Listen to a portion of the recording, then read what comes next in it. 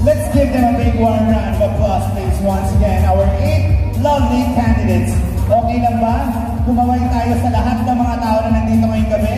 Girls, wave your hands to everybody. Everyone, isang malakas na palakpakan for all our 8 lovely candidates. Congratulations.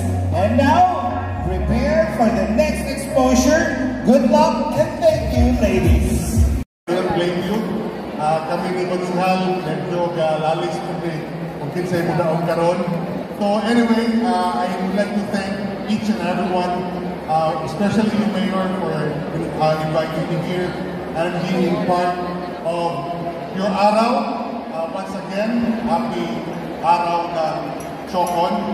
And thank you very much for the very, very well done presentation tonight. Thank you very much.